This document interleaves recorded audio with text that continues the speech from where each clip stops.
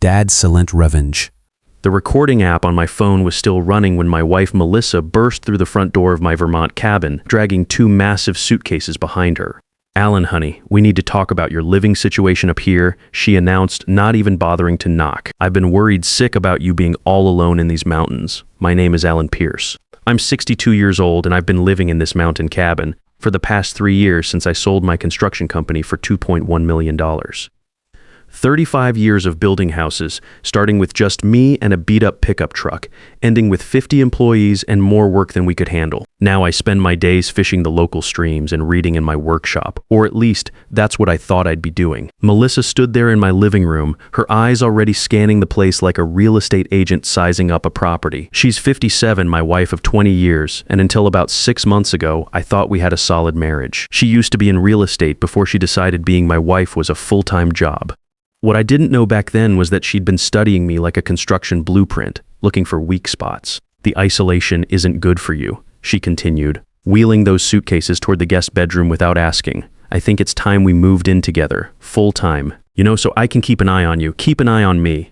That phrase had been coming up a lot lately in our conversations, along with words like forgetful and confused, and maybe you should see someone about that. Funny thing is, my memory's sharp as the day I started my first construction job. I can still quote every building code in Vermont and remember the exact cost of materials from jobs I did 20 years ago, but Melissa had been planting seeds. Little comments here and there. "Did you forget we talked about this?" when I was pretty sure we hadn't. "You seem a bit mixed up today when I felt perfectly clear. Maybe you should write things down when I'd never needed to before." Looking back now, I can see it started right after I sold the company.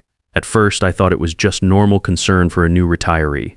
She'd ask about my daily routine, my plans, my financial decisions. "Are you sure you want to spend that much on the cabin?" she'd said when I bought this place. "Maybe we should discuss these big purchases together." The thing is, I'd already been discussing everything with her for 20 years. We'd always made decisions together, shared everything. But something changed after the money came in. Her questions got more frequent, more pointed. She started suggesting I might need help managing my finances. "You're getting older, honey," she'd say with that concerned look. "These things become harder to keep track of. I was 59 when I retired. Hardly ancient." The real wake-up call came 2 months ago. I was having coffee at Murphy's Diner in town when my old friend Leonard Davis, who's a notary, pulled me aside. "Alan," he said quietly, "I had a strange visit yesterday.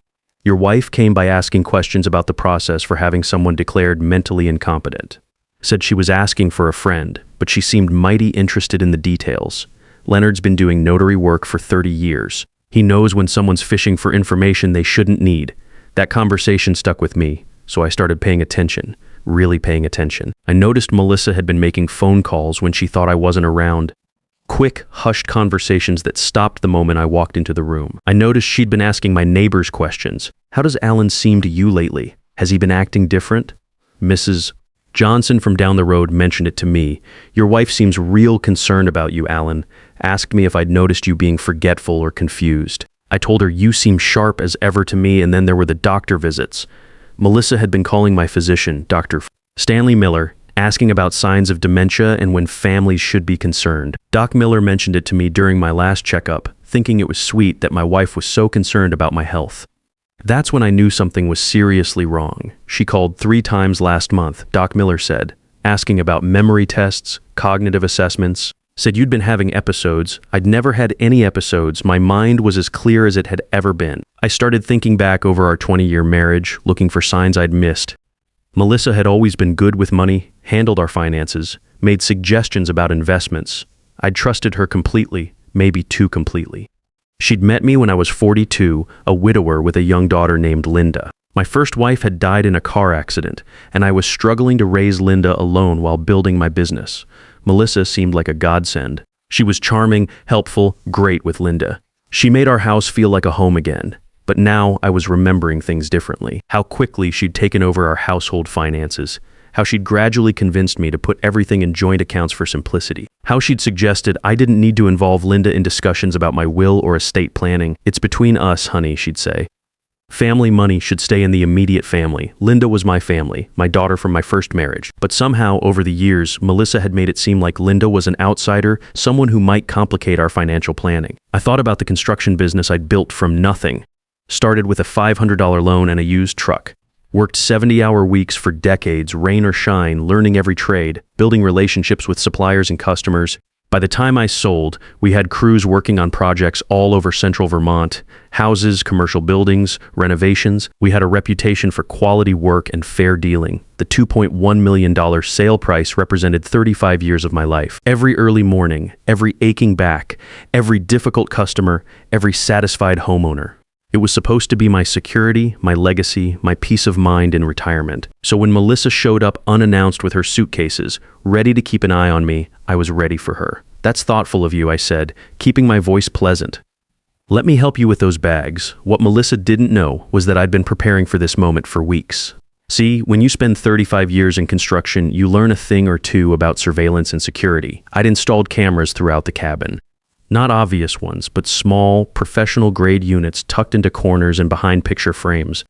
The kind we used to use on construction sites to prevent theft. I'd also been working with Howard Thompson, an elder law attorney I'd found through my old business network. Smart guy, specializes in protecting seniors from exactly the kind of thing I suspected Melissa was planning. The first thing I did after Leonard's warning was call my daughter Linda. She's 38 now, married to Kenneth Garcia, an insurance adjuster. They live about an hour away in Burlington. Linda and I had grown distant over the years, and I realized now that Melissa had been quietly encouraging that distance. "Dad," Linda sounded surprised when I called. "Is everything okay?" "I hope so," I said, "but I need to ask you something. Has Melissa ever talked to you about my health? About me maybe needing help managing things?" There was a long pause. "Actually, yes, she called me about a month ago. Said she was worried about you living alone, that you'd been forgetting conversations, making questionable financial decisions. She asked if Kenneth and I had noticed anything. My blood ran cold. What did you tell her?" "I told her you seemed fine to me, but that we don't see you very often anymore."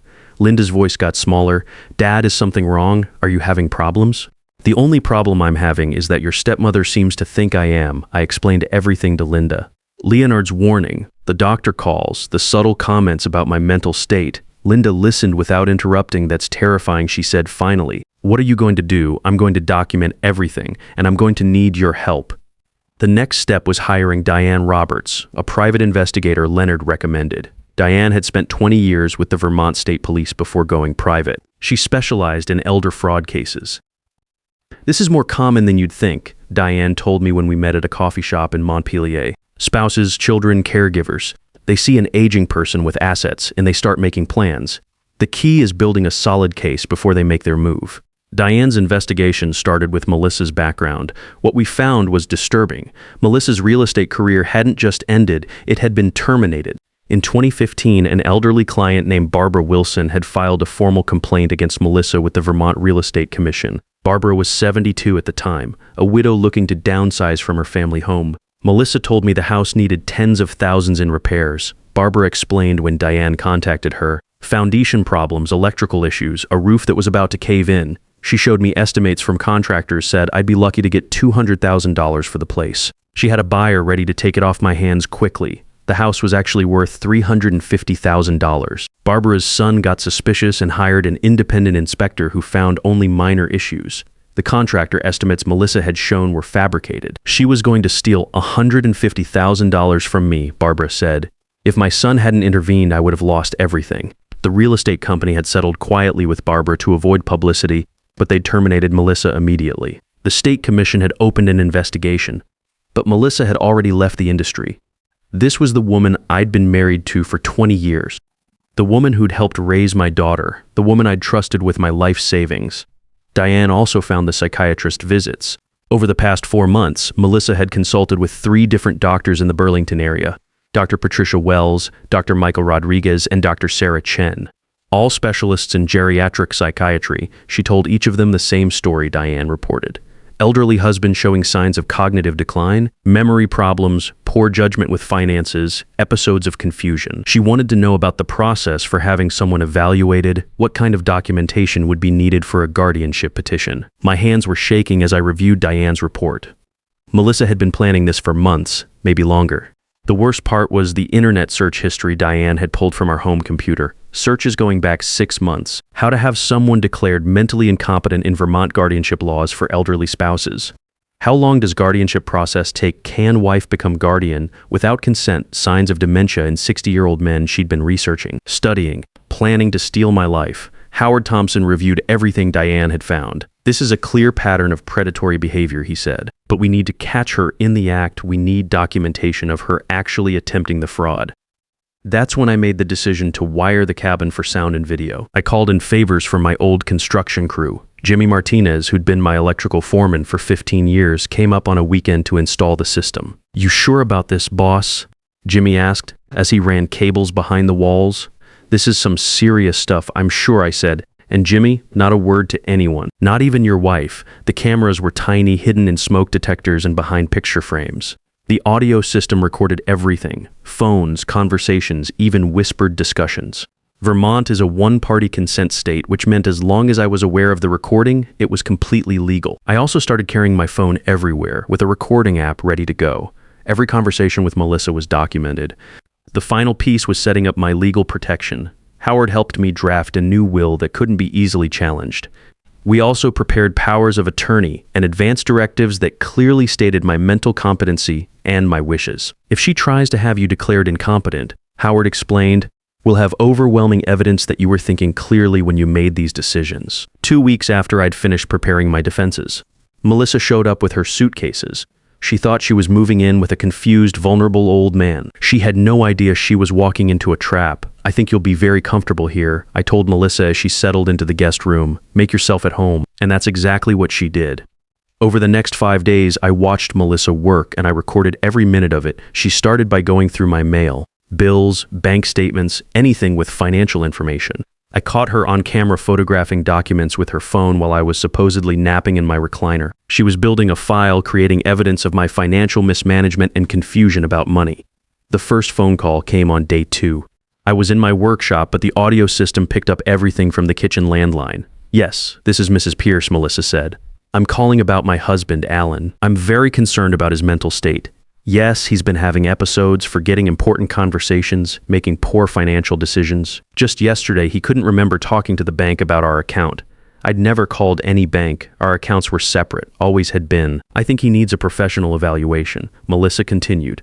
"What's the process for having someone assessed? I see. And if the evaluation shows cognitive decline, what are the legal options for the family?" She made 3 more calls that day. Different doctors, all asking the same questions, building her paper trail. On the 3rd day, she drove into town and came back with a stack of forms. Guardianship paperwork from the Rutland County Courthouse. That evening, after what she thought was a particularly convincing display of my confusion about what day it was, she tried to get me to sign them. "It's just some insurance paperwork, honey," she said, sliding the documents across my kitchen table. "Nothing important." "The agent said you need to update your beneficiaries." I looked at the forms carefully. They weren't insurance papers. They were legal documents that would give Melissa complete control over my medical decisions and finances if I was declared mentally incompetent. Emergency guardianship papers that could be filed immediately. "Let me read through these first," I said. "You know how I like to understand what I'm signing?" Her smile got a little tight around the edges. "Oh, Alan, it's really just routine stuff. Your eyes aren't what they used to be. I can explain everything." My eyes were fine, but I pretended to squint at the papers, playing up the confused old man act. "Yeah, you're probably right, but humor me. I'll look them over tonight." "There's really no need," Melissa pressed. "The agent is coming by tomorrow morning. It would be so much easier if we had everything ready tomorrow morning." "You didn't mention any agent coming by. Did I forget to tell you?" She looked concerned. "See, honey, this is exactly what I'm worried about. You're forgetting more and more conversations lately." I wasn't forgetting anything, but I nodded slowly, playing the part. "Maybe you're right. My mind does feel a bit foggy lately." Her eyes lit up. "Exactly. That's why we need to get these papers in order while you're still able to make decisions." That night, I called Howard Thompson. "She's made her move," I told him. "Got the guardianship papers and everything, trying to get me to sign them under false pretenses." "Good," Howard said. "Now we have something concrete to work with. How's the evidence gathering going? Better than I hoped. I've got her on camera going through my financial documents, recorded phone calls where she's lying about my mental state to doctors, and now attempted fraud with these fake insurance papers." "Excellent. In Vermont, that's attempted exploitation of a vulnerable adult. It's a felony, but we need more." "Any history of this kind of behavior?" "Actually, yes. I told Howard about Barbara Wilson and the real estate fraud from 2015. Perfect. That establishes a pattern, but I want to catch her red-handed with the guardianship fraud. Can you stall her for a few more days? The next morning, there was no insurance agent. Of course there wasn't. Melissa seemed flustered when I asked about it. Oh, he had to reschedule, she said quickly. These agents, you know how busy they are. What was his name again? I asked. I want to look up his credentials online, his name. Oh, Johnson, Bill Johnson. But Alan, you really don't need to worry about those details, so that's why I'm here to help you. There was no Bill Johnson, I'd already checked. Over the next 2 days, Melissa's behavior became more desperate. She made more phone calls, this time to lawyers. I heard her asking about emergency procedures and expedited guardianship for urgent cases. She also called Linda. Hi, sweetie. Melissa's voice was sugary sweet on the recording.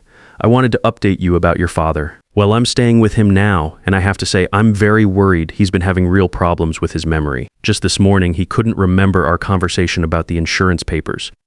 No, he seems to think they were something else entirely. Got quite agitated about it. I could hear Linda's voice faintly through the phone. Are you sure? He seemed fine when I talked to him last week. Oh, honey, he's very good at covering it up. Pride, you know? Men his age don't like to admit they're struggling. But between you and me, I think we need to start making some difficult decisions about his care. What kind of decisions? Legal ones. Making sure his finances are protected, that someone can make medical decisions if needed. I hate to burden you with this, but as his wife, I feel responsible. The manipulation was breathtaking. Melissa was positioning herself as the concerned spouse while painting me as a declining old man too proud to admit his problems. But she'd made a mistake. Linda knew about the recording plan. We'd coordinated everything. That's terrible, Linda said, playing along perfectly. What can I do to help? Well, there are some papers he needs to sign, legal protections, but he's been resistant, confused about what they are. Maybe if you talk to him, convinced him it's for his own good, of course I'll drive up this weekend. After Melissa hung up, I heard her on the phone again immediately. Howard, it's Melissa Pierce about those guardianship papers we discussed. Yes, I think we need to move quickly. His daughter is coming this weekend, and I'd like to have everything filed before then. What's the fastest we can get a court date? Howard? She was talking to a lawyer named Howard. For a moment, my blood chilled. Could she be talking to Howard Thompson? But then I realized she had to have found her own attorney. She was planning to file the papers immediately after I signed them. The trap was closing. But this time, Melissa was the one walking into it. That Friday afternoon, I decided it was time to spring my trap. Melissa, I said over lunch, I've been thinking about those papers you wanted me to sign. I'm still a little confused about some of the legal language. Maybe we should have a lawyer look at them before I sign anything. She nearly choked on her sandwich. Oh, that's not necessary. Like I said, it's just routine insurance stuff still. I'd feel better having my attorney take a look. Howard Thompson. You remember Howard, don't you? The color drained from her face. She remembered Howard all right. He'd been at our wedding 20 years ago, handled the legal work when I bought this cabin. Why don't I give him a call? I continued, reaching for my phone. Maybe he can come up here this afternoon and explain things to us. Alan, really? That's not. But I was already dialing. Howard, it's Alan. My wife has some legal documents she'd like you to review. Can you drive up to the cabin this afternoon? Great. And Howard, you might want to bring that investigator we discussed. And Leonard too, in case we need anything notarized. I hung up and smiled at Melissa. Her hands were shaking slightly as she picked up her coffee cup. Alan, she said carefully, maybe we should talk about this privately first, before involving lawyers and other people. Oh, I think it's time we had everything out in the open, I said. Don't you? 3 hours later, Howard arrived with Diane Roberts and Leonard Davis. Melissa had tried to leave twice, claiming she had errands to run in town, but I insisted she stay. After all, I said, these are your papers. You should be here to explain them. We gathered in my living room. Howard spread the guardianship documents on my coffee table alongside printed screenshots from my security cameras and transcripts of Melissa's recorded phone calls. Mrs. Pierce, Howard began, his voice formal and professional. We need to discuss these guardianship papers you asked your husband to sign. Are you aware that they would give you complete legal control over his medical care and finances? Melissa's jaw tightened. I was just trying to protect him. Alan's been confused lately. Making poor decisions, such as? Howard asked. Well, he forgets things. Important conversations. He's not managing his money well. Diane Roberts opened her briefcase and pulled out a thick folder. Mrs. Pierce, we've been investigating your background. We found some interesting information about your time as a real estate agent. She placed a photograph on the table. It showed Melissa outside Dr. Patricia Wells' medical office building. This was taken 6 weeks ago. You visited 3 different psychiatrists over the past 4 months, asking each of them about the process for having an elderly family member evaluated for dementia. I was concerned. You told each doctor that your husband was showing signs of significant cognitive decline, memory problems, confusion, poor judgment with finances. You were building a paper trail to support a guardianship claim. Howard leaned forward, Mrs. Pierce in Vermont, attempting to have someone declared incompetent when you know they're mentally sound is considered exploitation of a vulnerable adult. It's a Class D felony. Melissa stood up abruptly. This is ridiculous. I'm his wife. I have every right to be concerned about his well-being. You also contacted his physician multiple times, Diane continued, asking about signs of dementia and suggesting Dr. Miller should recommend a mental competency evaluation. You researched guardianship laws online extensively, and you told your husband these papers were insurance documents when they were actually legal guardianship forms. And then there's Barbara Wilson, Howard added. Melissa went very still. Ms. Wilson is 80 years old now, living in Burlington. She remembers you quite well from 2015. She's willing to testify about how you tried to manipulate her into selling her house for $150,000 below market value. That was a misunderstanding, Melissa said quickly. Was it? Because we also found records of your consultation with attorney Vincent Shaw about expedited guardianship procedures. Quite a coincidence that you were researching emergency legal processes while simultaneously trying to convince your husband he was mentally incompetent. I watched Melissa's face cycle through emotions: shock, anger, fear, and finally something cold and calculating. She was looking for an escape route. And finally I said, standing up and walking to my entertainment center, there's this. I turned on my TV and started playing footage from my security cameras. Melissa going through my desk drawers. Melissa photographing my bank statements with her phone. Melissa on the phone saying, yes, he's definitely showing signs. Forgetting conversations, making poor decisions about money. I'm really worried about his ability to live independently. The audio was crystal clear. Her voice, her lies, her manipulation, all documented. Vermont is a one-party consent state, Howard explained. Mr. Pierce had every right to record conversations in his own home. Melissa watched the footage in silence. When it finished, she looked at me with something approaching hatred. You set me up, she said. I protected myself. I replied, there's a difference. Howard pulled out another document, Mrs. Pierce. You have two choices. You can leave this house immediately and never contact Mr. Pierce again, and we'll consider this matter closed. Or we can file formal charges for attempted exploitation of a vulnerable adult, fraud, conspiracy, and attempted forgery. Melissa looked around the room at all of us. Her shoulders sagged slightly. What about my things? My belongings? You can pack what you brought with you, I said. Everything else stays here. She nodded slowly and went to the guest room. 20 minutes later, she emerged with her 2 suitcases. At the front door, she turned back to me. 20 years, Alan. 20 years of marriage, 20 years of you waiting for me to get old and vulnerable enough to steal from, I replied. How long were you planning this? She didn't answer, just walked out to her car and drove away. The next week, Howard helped me update my will. 90% of my estate would go to a scholarship fund I was establishing for kids from working-class families who wanted to learn construction trades. The remaining 10% would go to my daughter Linda, who'd been the real target of Melissa's scheme all along. A month later, Diane Roberts called with news. The Vermont State Police had arrested Melissa for trying the same scam on an 81-year-old widower named George Fletcher in Montpelier. Apparently, I wasn't her first target, and I wouldn't have been her last. She was convicted on multiple counts of elder fraud and sentenced to 4 years in prison. As for me, I'm still here in my mountain cabin, still fishing the local streams, still reading in my workshop. Linda and I talk every week now. Kenneth comes up sometimes to help with repairs around the place. The difference is now I know the value of paying attention to what's right in front of you. Sometimes the biggest threats come from the people closest to us. But if you keep your eyes open, trust your instincts, and don't be afraid to ask for help, you can protect yourself. Even at 62, even when people think you're an easy target, you can still fight back. And sometimes if you're smart about it, you can win. Trust is earned over decades, but it only takes one recording to reveal who someone really is. The best defense against a predator isn't your age or your wealth. It's your willingness to document the truth. Sometimes protecting yourself means accepting that the person sleeping next to you has been planning to destroy you. Elder fraud doesn't happen because we're weak. It happens because we trust the wrong people with our strength. When someone tells you that you're confused, make sure you're the one with the recording device running.